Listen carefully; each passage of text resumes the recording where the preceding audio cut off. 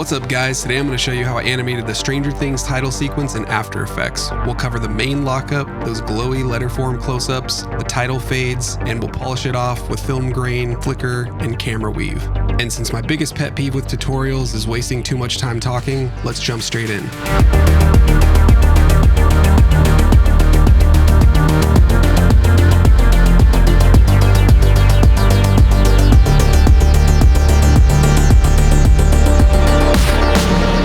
Here's my original After Effects project file for the Stranger Things title sequence. There's a lot going on here. You can see tons of layers. Each one of these layer clusters is one of the different shots. So everything remains inside of one single comp.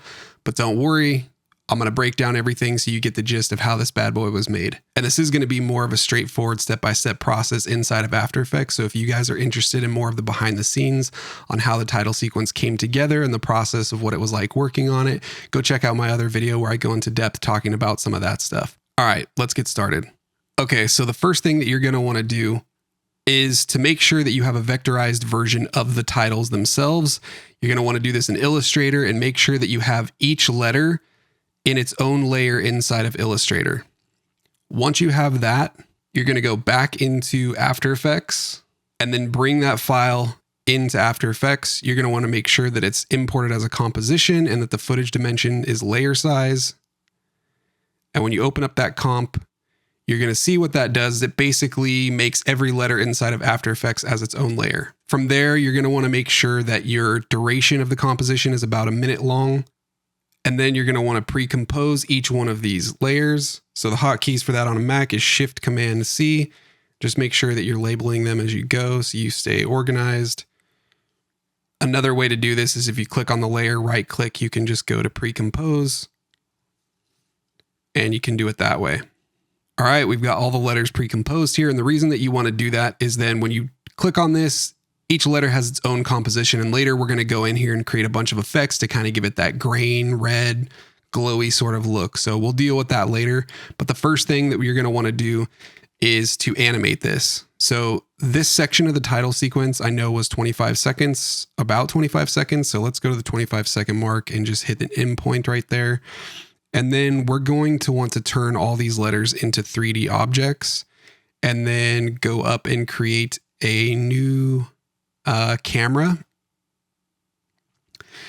And first you're going to start off with animating the camera, and it's pretty simple. You're just going to do an endpoint. If you hit C, it'll cycle through the different camera effects. So let's just punch in, and we don't punch in all the way because the letters are sort of forming at this point. And so you are going to see some of the letters come forward. So just back the camera up to about there, go to the end and back the camera out. Probably to about there, and let's see what that looks like. All right, we got the camera move. Let's see what this looks like.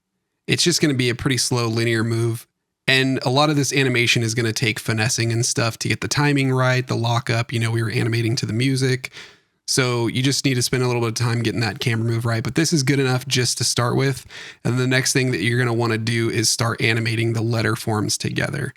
So they all, and this is the part that is really going to take a lot of time. You're going to want to take some time animating this. So you're going to probably set keyframes and just take your time doing it. And you'll find it's like kind of like a puzzle getting all this stuff to come together. So like certain letters, you know, like the S is kind of sliding in from the bottom. The G is subtly sliding in from the side. The N is stationary, and you'll see like the G needs to get over so the S can come in. So there is really like, it's a bit of a puzzle to get everything to kind of work together. And we've got the I sliding over. We've got the H sliding up. And we've got the T sliding over.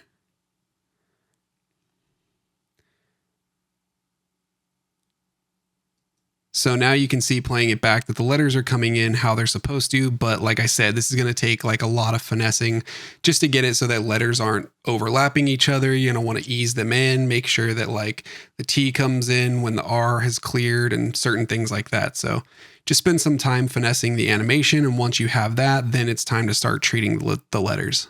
And once you've animated everything together, it should look something like this. And by the way, guys, the title for the font for this is called ITC Bandgat. So you can go find that online, download it. And then if you just take it into Illustrator and create like outlined versions of that, you'll notice in the one that we were just working with, the S and the R were the same size as the rest of the type, but they're supposed to be slightly bigger. And then you also would just create the bars on the top and bottom. So once you have this, the next step is going to be, you'll notice that as these letters come together, if you take a look at the N and the G, they're almost touching here and they're almost touching there. Right here, you have the A and the R that's overlapping. We're going to want to fix this, and that would be kind of the last part of the animation before we get into treating these. All right, so if you look here, we've got the matted out version here, and I'll show you what's going on. So if we take a look at the R and the A, for example, well, let's take a look at the A first. So the A is being cut out by a solid R. So it's the outline of the R plus the filling of the R. And if we look at the R, that's being cut out by just the inside of the A. And then same thing is going on over here with the N. The N is using just the inside of the A. So we'll need to create a couple versions of these letters to mat them out. So you're going to go back into Illustrator and create those versions that you need. You can see here we've got the A filled in with the outline together. So we have either the outline of the A if we need it, we have the inside of the A if we need it, and then we can combine them so that it's a solid A. So you're going to want to do that for each one of these, for the R, the A, and the N. All right, and if we take a look at the A, you'll see that it's basically, there's the spline and it has like a stroke that's on the inside of the spline. And so you're going to want to just select the outline of this A, make sure that these are selected. And if you go to Object and you go to Expand Appearance, that will now give you this option to go back and do Expand, and it creates a second set of splines. So now you have a spline for the inside, a spline for the outside, and essentially you could just go in here and delete the outside. And as you can see, the reveal of this is it will now give you the inside filled in. So there you go. Once you've done that, you've got the inside of the A, you got the outside of the A. Just do the same thing for the R and the N, and then you're going to want to go back in After Effects, bring those things in. You're basically just going to occlude pieces of it. Now, really the big thing is these two, the A and the R. And once you mat those things out, you'll see as soon as they slide together, you get that nice little cutout. Now, the other one that's kind of a bigger thing is actually the G's here, because the G actually goes from becoming like a normal shape form to then being kind of occluded and clipped into this kind of stylistic line. So this is one area where this needs to have sort of its own pre-comp. This pre-comp has the whole move inside of it. So it's got the camera plus the animation of how the G was sliding over. The only difference of this is you'll see I went in and basically did the same thing where I created a version of the N. Well, actually, I just took the N and I sort of just choked it a bunch until it gave me the proper cutout that I needed from the G. So you'll see this N is what's causing that G to disappear. So when I turn that off, this is what happens. So it's just the full G that gets chopped out. And then I had to just go in and manually animate, just create another solid with a mask. And as soon as that N is clipping it, you'll just animate this bar, and it needs to kind of animate from the center out. And you'll see why when you start occluding it.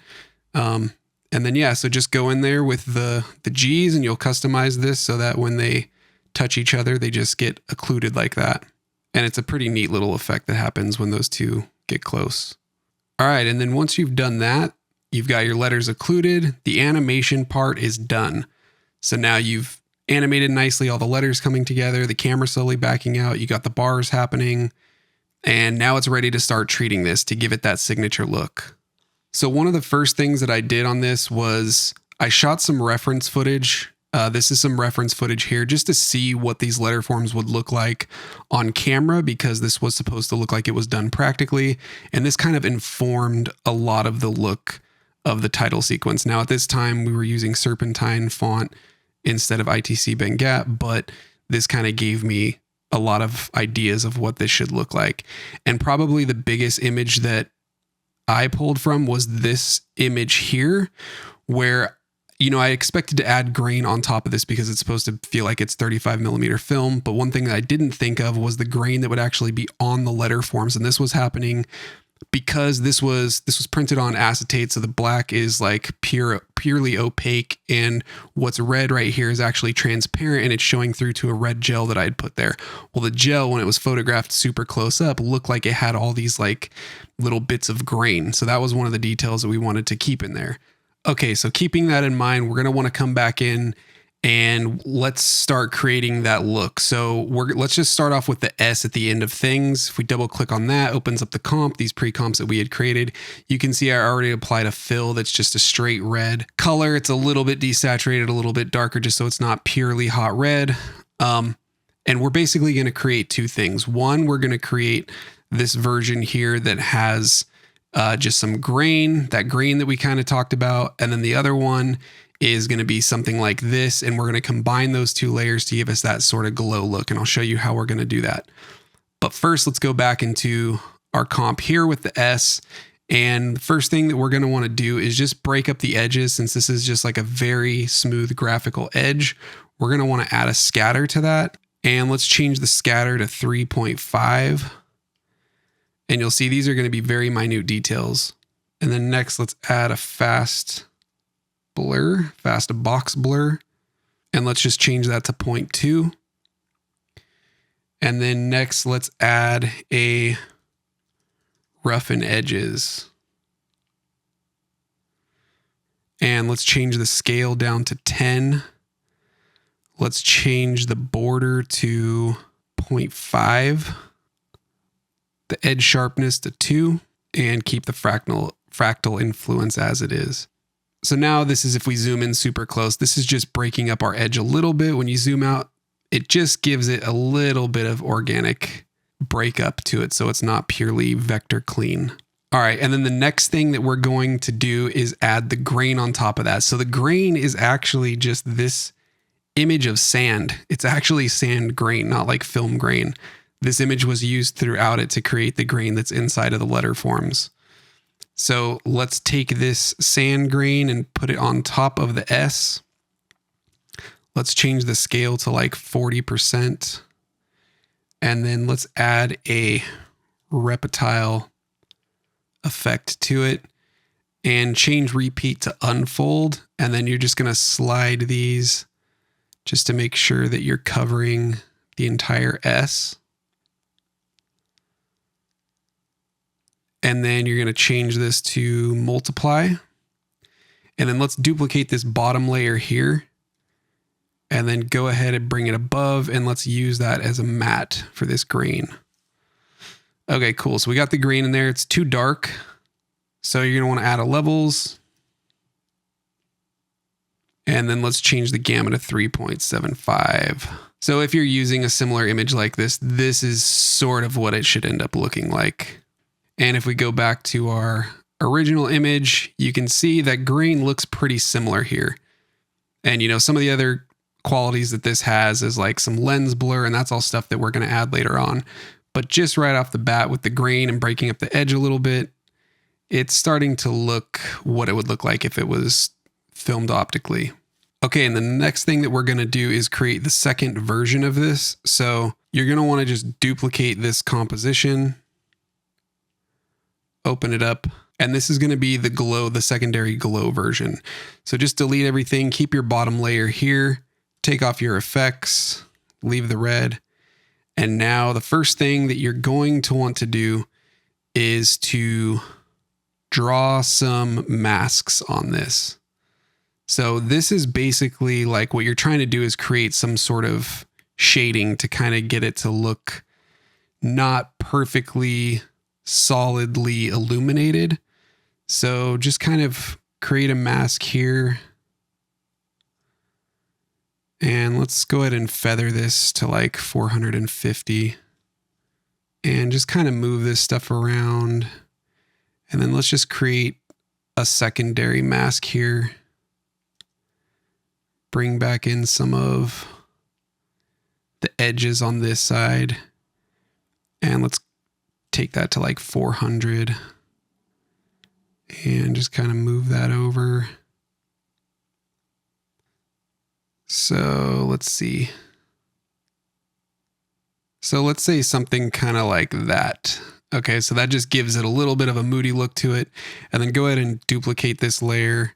And then let's take those off of it. And let's solo this layer for now. And on this one, we're going to put a simple choker. And let's just change this value to like -60. So that widens it out a bit. And then let's put another fast box blur on here. And let's change this to 40. And then let's do a roughen edges. And let's change the scale to 10. And we'll do a border of 0.2. And we'll leave edge sharpness and fractal influence as they are. Okay, so now we'll unsolo that. And then we are going to matte this bottom layer to the top layer.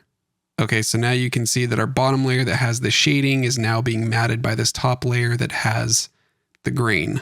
And then the last thing that you're going to want to do is take this top layer and just take this top layer, go to the scale and unlink the two of them together and just offset this by something like 106 and then slide this over slightly.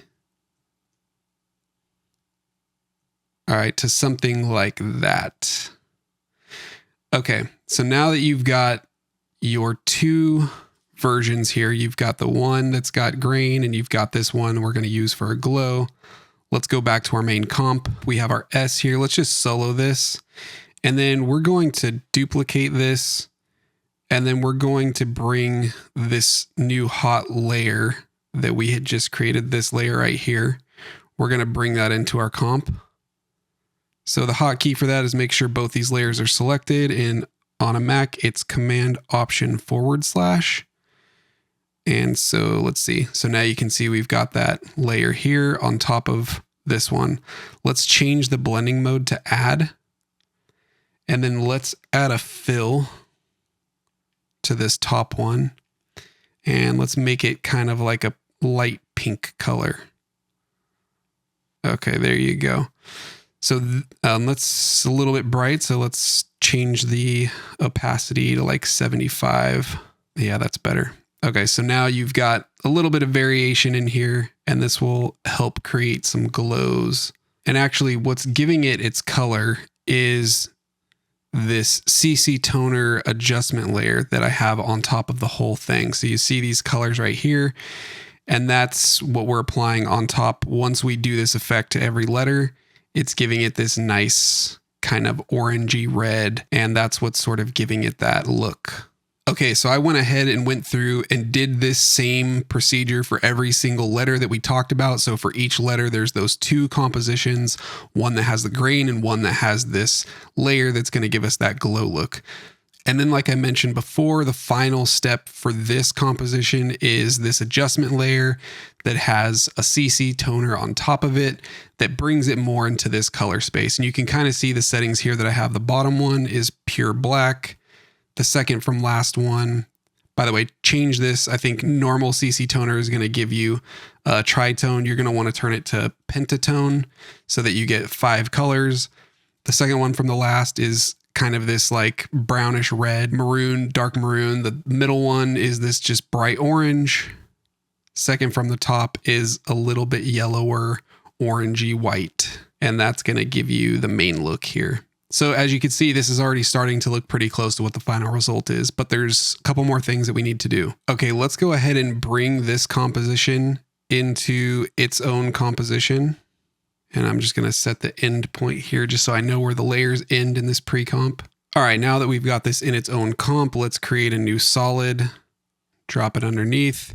And the first thing that we're going to do is start off with a couple of glows. So let's add a glow, change the threshold to 95, and change the radius to 25. And you can see it's adding a little subtle glow there. We're going to duplicate it. And we're going to change this threshold to 85 and this radius to 250.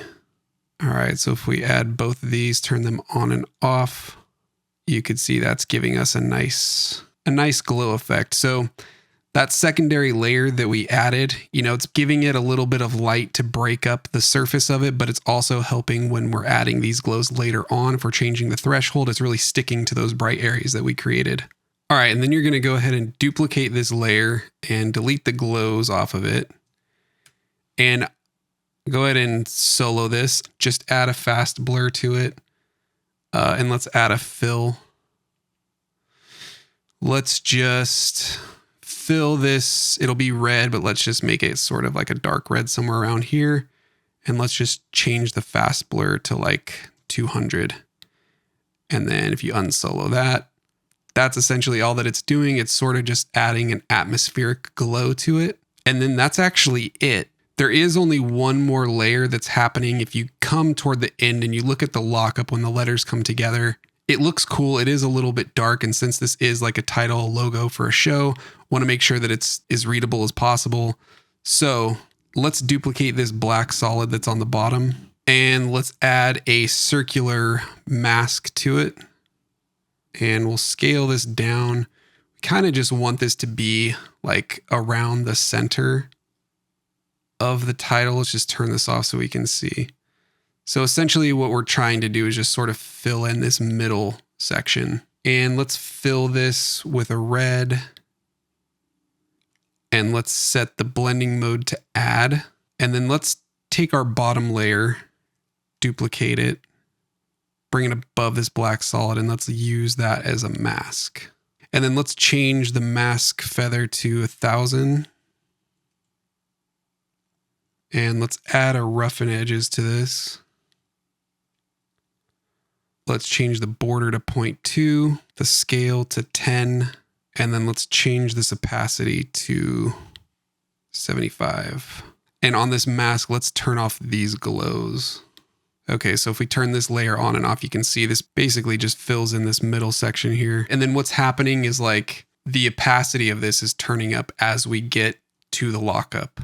So you'll probably want to go somewhere around here right before the bars turn on. And let's just make this 0. And then go a little bit later here when the bars are on. And we'll turn that to 75. And then let's just do an ease out and an ease in. All right, and now you can see if we play this back, you get a nice little fade up that sort of helps with the legibility. It's not too noticeable. You can't even really tell that it's happening, but it does just help the logo be a little bit more legible and readable. I am noticing that this texture is swimming a little bit. You can see it's kind of slipping through the letters, and that's because the text is animating in the scale, but this solid that we have isn't. So one thing that you could do is just sort of just kind of eyeball it, scale it. Like if you go to the mask, you see kind of the edge of this yellow is just outside of the R. If you go down here, you could just scale it down so that the edge of the mask is again outside of the R. That should kind of lessen it a little bit. It's okay if the grain moves a little bit because we're going to add a bunch of grain and stuff on top at the end, and that kind of helps with like the imperfections. All right, and that's pretty much it. This is what you'll get. This is what it should be looking like once you've done all of that. And this is pretty much the final look for the main title. The only thing that we have to add after this is grain and camera weave and all that stuff, but we're going to get to that later. That's something that gets put on top of the whole sequence afterwards. But other than that, this is pretty much it. So you can get the font ITC Bengat. You can create your own letters, create your own logo, and follow these steps, and you will get the official Stranger Things look. So let's jump into the next part of this, which is going to be the close-up letter forms, how we get those sweet glows. All right, guys, let's take a look at some of these close-up letter forms. So if we go back from the main title lockup here, bring it back to here, this NG, this is actually using the same exact technique as what we used here. So you'll notice that if we go backwards in time, it slowly gets closer and closer up to the titles. And so once we get to about here, these start using a different effect because we're now seeing a lot more detail of the letter forms. And so I think let's maybe go into one of these and break them down, or at least just show you step by step sort of how these ones were created. Let's take a look at maybe one of these. And for this specific shot, it's a G and an S. And it's basically these layers right here. So what I'm going to do is I'm just going to kind of go through and show you exactly what's happening in these so you could sort of recreate it with your own letter forms.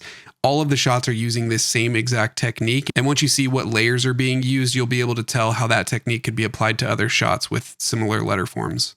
All right, so first on the bottom, we've got our two, let's just solo these. These ones get turned off. So let's say you're going to start off first just with your giant letter form. So you could see these are the Illustrator letters just scaled up gigantically, and it's using the same thing. So these are like 2D layers, or sorry, these are 3D layers, and we have just a camera. So you're going to start off simply with a camera and these two layers, and you're just going to do a pullback move. And these letters are moving. So if I show you right now, let's see, it's just this G up here. This one is the G, this bottom one is the S. So the G is just barely moving. So if I just take that off, you'll be able to see that the camera is basically just kind of pulling back out into the right a little bit. And then we have the G sort of sliding over to the right. And that's it for the animation. That's how it starts out. So we're going to turn those layers off. And if we go into the S comp, what you're basically doing is similar to what we had done before. You are creating a comp that has the S by itself, and it's using all the same effects that we had before. So the scatter, the fast blur, the roughen edges, all we're doing is just trying to break up the edge of this letter form. And if we go back, you'll see that the G has the exact same thing applied to it in its pre-comp. And then you could see right here what we have is that sand texture that we had from before, although this is also in 3D applied at the same point in space as the G is. So we're applying the sand to the letters inside of this comp, and you can see it's just being matted by the G, and then we're doing the same thing here to the S, it's being matted by the S. And because the sand texture is in 3D space, it's locking to the S and to the G. And you're going to want to lock the sand texture. You're going to want to actually link it to, pick whip it to the G so that it gets the same animation, so that it follows it as the G slides over. The S stays stationary, and that's just happening from the camera move, so that one's fine. So that's basically it so far. You have both letters that have a bit of a roughen edges on them. They have the sand texture. The next step is going to be adding some of the light variation. So I just have a few different adjustment layers with some levels in here. That's basically just crushing the blacks and the midtones, and I'm just creating some masks here to sort of just adjust the shape just so that they're not perfectly opaque red, like illuminated red across the board, sort of what we were doing before, kind of giving them a little bit of shape. So, and these are also in 3D, although these ones are not locked to the G. So you can see the G is actually just sliding through it. This first mask is just including the whole entire G. This second mask is subtracting this shape from it with a big feather. So you can see if I take the feather off, and then this little top one over here is adding back in a little bit of shading to that one. Then we have a secondary adjustment layer, which is doing the same thing, just creating, again, we have this green mask that's just including the whole thing. And then we have this red one that's like subtracting some of it. And again, a third adjustment layer. So with all three of these, it's just giving that G a little bit of shape, so it's not fully opaque. And then we're doing the exact same thing to the S. So just stacking a few adjustment layers with some levels on it, and it's giving us this sort of look. And this is kind of nice. It almost seems like the G is sort of appearing out of this shadow here because we didn't track these adjustment layers to the mats. Okay, and then the next layer that we put on top of this is a depth of field. So you're going to want to do another adjustment layer, and this is where the second plugin that you'll need for this comes in, which is Fresh Luft Depth of Field. But there's also After Effects' camera lens blur, which you could probably use for this effect. All you really need is just to make sure that you have the option to select a custom mask to drive the blur, and the camera lens blur does have that. I always use depth of field and Fresh Luft, so feel free, if you don't have that, try using the camera blur, try using this technique and see if it works the same. You may need to adjust some of the parameters a little bit different because it's not exactly the same. But basically, this depth of field is using this layer here that we've made that's this pre-comp. And what's happening is that inside of this pre-comp, I have the camera animation and I have the letter form, so I know where they're going to be in the scene.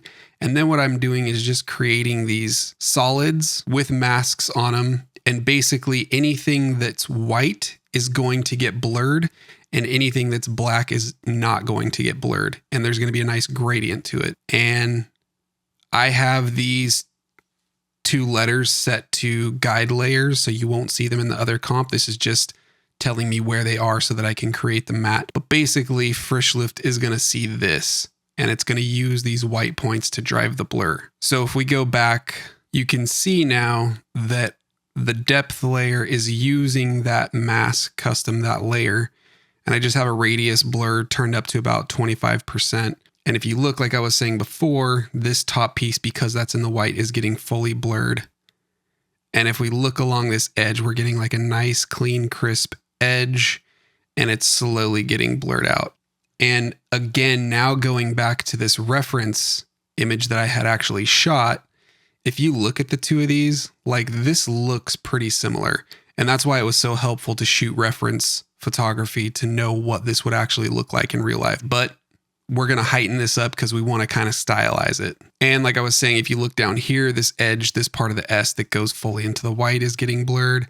And this top piece right here that had a little bit of feather is getting kind of a nice blur. But you just see the quality of this. Like when you're zooming into it, really looks like the reference imagery. So now that we've done the depth of field, the next thing that we're going to do is similar to what we did with the end title card, where we're adding these sort of like hot spots of where we're going to end up creating these glows. So if you look into the pre-comps of this is kind of a similar technique where I'm doing the fill, scatter, fast blur, roughen edges on this top layer here. And then this layer below is just sort of like a matte. I'm using the fill, scatter, fast blur, roughen edges, same exact thing, except the difference here is that I've got one of these mattes that's just feathered a lot, which ends up getting affected a lot more by the scatter and glow, and another one that's just more tightly feathered that gets a little bit less of that effect. And I'm matting that into this top one that just has the roughen edges along the edge. So you'll see this one, if I turn this off, I'm basically using this one to just get a little bit of that edge in. And then we need a little bit of fill in here, but we just don't want it fully opaque. So that's what this secondary one is that's just feathered a lot. Then if we go back, that has this same pink fill effect happening with an add. And that one is being done at 45% opacity. Both of these. And if you look in this pre-comp, same deal going on. Sort of have one matte that's doing sort of a general overall fill. And then we have this other one that's just adding a little bit of brightness and detail along that edge. And when we bring it back in here, fill it with that pink color, make sure it's set to add. Then the next thing that we're going to do, this is the exact same thing that we did with the end title sequence. We're adding that orange kind of CC toner, same exact color settings and everything. And then from here, we're just going to sweeten it up with some levels mask. So each one of these adjustment layers is using the letter form as a matte. And you'll see this one is just kind of coming in here to the side of this G and brightening that section up a little bit. And then we're doing the same thing down here on the S. We're just brightening up that hot spot there with a mask, an adjustment layer that is being matted by the S. Just brightening up those little hot spots a little bit more. And these next layers, these are just trying to add a little bit of softness to these overall. So this is basically just the red letter form, and it's just been blurred out by 50, and the opacity's been set to 10. And all that's doing is just blending it in a little bit, giving it a little bit of a natural filmic look over the top of it. And then we're doing the same thing to the S. Just the tiniest little hint. You can see it happening kind of in the darker areas. Okay, and this is really where the effects start to come in.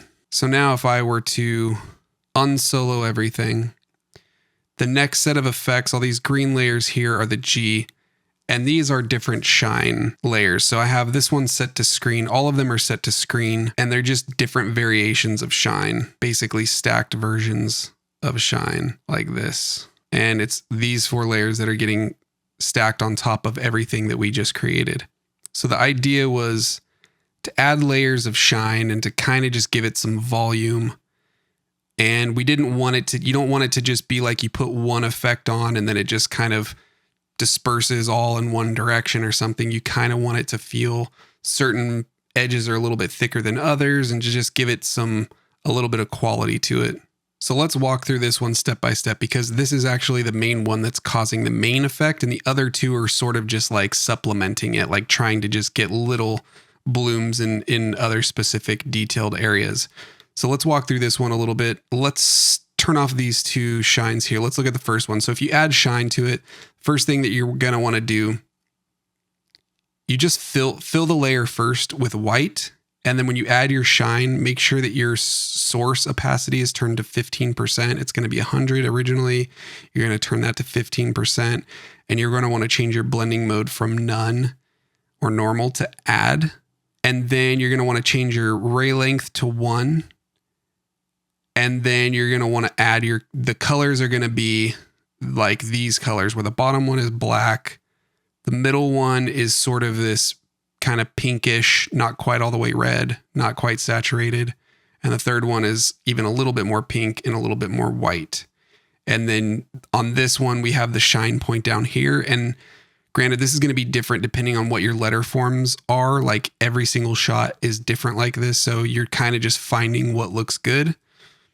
So that's the first layer of shine, and you're going to duplicate that and keep all the same settings. So the only thing you're going to do is change your source opacity to 60, and then change your ray length to 3, and then turn your boost light to 2, and keep it as add. And on this one, you're going to put your point up above, one source that's down from below, one source that's up from above. And for this color, you're going to want your third one to be pure red. And then your secondary color is pretty similar to what it was before, sort of a pinkish. And your third one is sort of a fuchsia, a little bit more white. All right. And then your third layer is going to be a duplicate of that. And you're going to keep your source opacity to 60 here. And your blending mode is still add. All 3 of these are in add blending mode. And you're going to keep your ray length at 2, and your boost light, you're going to change to 1. So then your source opacity, like I said, 60. The colors here are the same. It's just sort of doubling up on this secondary shine effect. So you can see when I keep turning this third one on, it's sort of just plussing what was there before. Okay. So then we have that blending mode set to screen. And if I were to go turn on every layer underneath it, it kind of is just giving it this nice bloom, but rather than using like a blur or something like that, we're able to control like where it's pushing the glow. And then you'll see the 2 layers that went on underneath it that we created before is sort of just accentuating this glow. So now you can see there's a little bit of a bloom kind of here up on the top. There's a bigger bloom kind of all along the bottom here. And that is really what gives these letter forms that kind of glow effect. And on top of that, like each one of these are sort of matted by, you'll see there's a solid above it. So even this shine effect is being matted. And you can see for most of the part, the reason for that is usually that shine kind of does this weird thing along the edges. So on this one, it's sort of getting clipped. And if you create a matte above it and just sort of feather that part off, it kind of helps.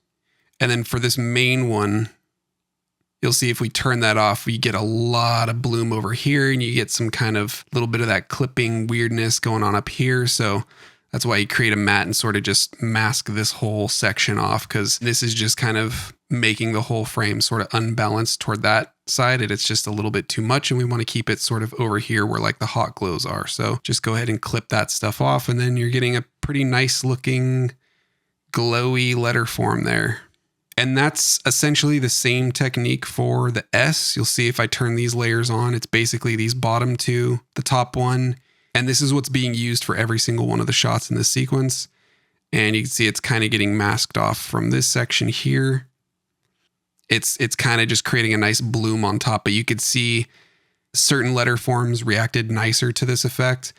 So like once we had these sharp edges, we would get some of this kind of stuff that would just flare off in a certain direction. So the solution to that is just to create a mask and just kind of mask that section off. And then this third one is creating sort of a nice hot bloom on the top. That's not looking very good, but you know, there was something that was nice about this quality that's just adding to this hot spot. So again, then the solution is to just create a matte and cut that part off. All right, and that's pretty much it. Like that's pretty much what gives us the look of these close-up letter forms. And aside from that, like the camera always is connected to like a little bit of this camera weave, and it's just varying degrees. It's usually 24. It's happening 24 times a second, which is giving us a slight shake on every frame at 0.05, just super subtle. And then one last little subtle detail I only added to maybe 2 shots in the sequence are these assets called distortion 4K. And you can see here, this sort of just like these little lens effects. And it just starts in the beginning and just kind of dies out. Just a subtle little detail, but I, tint it so that it looks the same as the color in the sequence. And then I just crush it a bit with the levels. And when I turn everything else on, you could see that it just gives it that little bit of detail. It's there and then it's gone. Just a very subtle little optical effect, which adds to it. It's pretty nice. All right, and as you can see, this is what it looks like with all the effects and those nice glows applied to it. The little bit of camera weave that we added, everything is looking pretty nice, and this is pretty much the final shot. So again, there is the fine-tuned details of the sequence that we put on at the very end, which is the film grain, the flicker, the weave, and all that kind of stuff. So we'll get to that in a little bit. But the next thing, the last thing we want to look at before that are the title cards themselves. So if I solo just that, turn everything else off, these are super straightforward. The only thing we want to look at is the fade in. So the fade in is referencing a lot of 80s films when titles were done optically on film and it wasn't perfect. And when the exposure would adjust in, sometimes you would get like a discoloration. Sometimes it's blue. In this case, we wanted to go red because that was the color theme of the title sequence. So real quick, let's just take a look into this and show you how these title cards were done. So these titles are using the font ITC Avant-Garde Gothic BT, and it's on the bold setting. And the first thing that we're going to do is just create a version of this that's just black. And we're creating a little bit of a wiggle again on the position. It's 12 times. It's wiggling about 0.25 of a pixel. And then on the rotation, we're doing it twice a second, which is basically every 12 frames. And that's only 0.1. With the rotation, you want it to be super slight. So on this bottom layer that we have here, it's just a black solid that's being matted by the type. And this type is being linked to this type layer here that has the wiggle on it. So bottom line is just all of this is going to get wiggled in that way. So there's like a little bit of imperfectness, a little bit of the gate weave. The next thing is that we have another title, another layer on top of it that is solid white. And both of these, the black layer and the white layer, are fading up at the exact same rate. So you'll see if you're looking at this over something transparent that, you're seeing a little bit of the black showing through as these are both fading up. Of course, with these, we're also using that same effect that we did on the letter forms where we're giving it a little bit of a scatter and a blur and some roughened edges just so that these letters do not look perfectly graphic and sharp. Once you have both the white and the black layers fading up at the same time, you're just going to add an adjustment layer and a CC toner to say anything that's in the middle range, we want that to be red. And that's what's going to give that slight effect. Okay, so then the next thing on top of this is we don't want this to be perfectly pure white. First of all, we want to knock it back a little bit so it's not pure white, it's a little bit gray, but we're going to add a nice feathered matte. So it's like a vignette, but it's a super subtle vignette. It's almost basically just coloring the type gray, but we want it to maybe get a little bit brighter toward the center. So it's just a very subtle vignette that's happening on top of it. The last effect that is doing something is adding another adjustment layer and then just cranking up the saturation to like 35. So that way when it comes on and it goes through that mid gray looking area, we kind of just get this deeper red as it fades up. And in comp with the title cards, one thing that I'm adding is a little bit of a drop shadow, as you could see behind some of these. And it's just set 100% to black and the opacity at 50%. And again, there's a little bit more wiggle on these ones. So there's like a slight little bit of the wiggle that's happening in the pre-comp of the title cards, but then there's like an additional one that's happening here inside the main comp. So that's pretty much it. You're getting the fade up, the fade down, a little bit of camera weave, and that's how the title cards were created. All right, guys, the last thing that we're going to talk about is just the fine-tuned detail, where we're going to add some of the film grain, my techniques for doing the gate weave and the flickering and all that kind of stuff, little minute details. So if we look here, let's go into the main comp. I just want to point out this one section right here where we have two shots that are coming together and they're doing a cross dissolve. Now, the way that they would have done this back then in the 80s is that this would have been done optically. So you would have put two pieces of film together, and because you're stacking them together, the moment that you have two pieces of film stacked on top of each other, there's a chance that you get them both added together and it gives you a slight exposure boost. So that's all that I'm doing right here. You'll see this adjustment layer, and all it's doing is just adding like 0.5 exposure, and it's not even animating. It's literally just cutting on the moment these two shots get blended together. So this is the first shot that's pre-composed, and it's just fading out slowly over this time, very linear. And so the very first frame of this, I have this exposure adjustment happening. So soon as the two pieces of film meet, you get a little exposure boost. And then as soon as it cuts, as the shots go on, that kind of fades out. So that's really like the only special technique. The other ones are effects that are applied across the board for the whole sequence. So the first thing that we have is just an adjustment layer with an exposure that's just being set to wiggle. So we just have the main exposure set to 24 and 0.2. So it's wiggling 24 times a second every single frame at an increment of 0.2. And that's just giving it a slight exposure adjustment as it goes on. We're adding a little bit of chromatic aberration to it. And you can see, especially when we get to the edges of things that are white, you see a little bit of that stuff happening. And then the other thing is some real scanned 35 millimeter grain, which actually the Duffer Brothers were using this also in the show. And this is the Gorilla grain. And this is just set to overlay, just adjusting the levels a little bit. And it's at 100% opacity. But you can see it just gives like a nice realistic film grain. And this is like actually scanned film grain, so it's not digital. And that gets applied over the top of everything. And then this is something that I create quite often if I'm doing something that needs film grain is the dust that you normally see. So the little white specks that you get. And in this, I'm just using a fractal noise and I'm just making it super tiny. Scale is at like 25%. And I just have the evolution set to the expression time times 2000. So the evolution is just wiggling through it like crazy. But then I also have a transform effect with a wiggle of 24 times a second at 2000 pixels.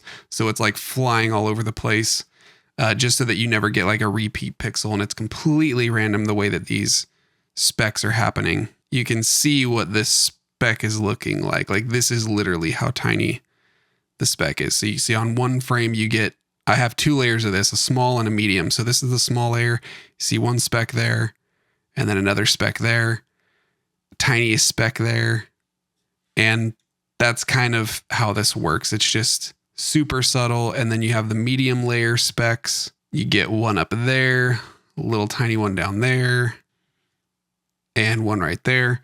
And so these are like the medium size specs. And then again, you have the small ones, and those combined which just helps give it those little like imperfections. And I guess this would be like maybe where the film got scratched super thin, or even if there's like a little pinhole in it or something like that, or just little pieces that got overexposed in the film itself. And then on top of that, there is another layer, and this really is film dirt. So this is where you would have like black splotches, even though most of this is black. I put these in here just so that you have a little bit more detail. But if you go into this pre-comp, I have a let's see, a tint and a levels put on this. So this is another type of grain. Although this one has like hairs and dirt, you can see like all those little dark spots that are flickering around. Since we already have a layer of grain, we don't want the grain. We just want those like dark spots. So I'm just going in and tinting it to make sure, because I'm going to crush it. I don't want any colors getting saturated. So I'm crushing it and just brightening up the whites by a lot, and then crushing the blacks a little bit, just so that when I play this through, you can see, for instance, when I go to a frame like this, I'm getting little black spots as I scrub through, and stuff like this, which is like a little hair, or little hairs, dust specks, things like that. Just helps add to the imperfection of it. And the very last thing that I like to do, something that I do a lot when it comes to something that's supposed to be film and every frame is changing a little bit, is I'll create a solid, and let's see if I turn this up. I'm filling this at not quite purely black, sort of like a dark red color. But if I were to turn this up to a gray, I'm basically adding a hue saturation that where I have the colorize effect turned on, and I've turned the saturation up, or I've turned the saturation down, I should say, to about 25%. And I have a wiggle on this at 24 frames a second at 100. And this is basically just like wiggling through different colors of the spectrum. It's basically creating all of these. So what I'm trying to get at is that every frame should have a little bit of like a discoloration to it. Like every frame didn't turn out perfectly developed, so it has a slight variation in hue. And then I'm just adding another hue saturation where I'm just desaturating that. So you can see the effect is still there, but it's just muted. And then if I take this fill away that I just added, because I'm making this such a dark red color, it's really making this like a super subtle effect. And I'm just screening this over the top of everything underneath all my other effects. Like this is the first thing that gets applied that just shifts the color around very, very slightly. But again, like all these little tiny effects really help add to the overall look of it. And I'm just also halving the opacity just to 50%. And that is really all the fine-tuned detail. And now you can see, playing it back, this is kind of the sum of all of these different effects that we were talking about. You can see now when it's playing, you can see the kind of exposure flickering, the grain, the chromatic aberration, the gate weave that's happening on the cameras, that's happening on the titles themselves, the kind of cross dissolves with the red hues as titles are fading in and out, the cross dissolve between these two shots, and how the glows work together. And now you've kind of seen each part of the process. We walked through the end title lockup, which is kind of how these words got treated. The letters got treated when they're smaller, and the close letter forms, how those ones get treated when they're closer to the camera. And that's pretty much it. With all of those techniques, you could create your own title sequence like this with your own words, your own letters, your own logos, your own fonts, whatever. And it's something I've been wanting to put together for a long time, seeing all the different ways that people take this title sequence and kind of create their own logos and stuff, and there's been like name generators on all that kind of stuff. So, and yeah, again, if you guys are interested in more of the details of behind the scenes of like how the sequence came together, what it was like working on it, go check out my other video where I talk about that in more detail. And hopefully this was a good, straightforward After Effects tutorial that can help show you all the techniques that went into the animation of this. Let me know what you guys think in the comments. If you like this kind of content, please subscribe. If you want me to make more tutorials like this, there's a lot of cool animation projects that I worked on that I would love to break down. So let me know what you guys think. And yeah, hope to make some more of these breakdowns. But anyways, until next time, later.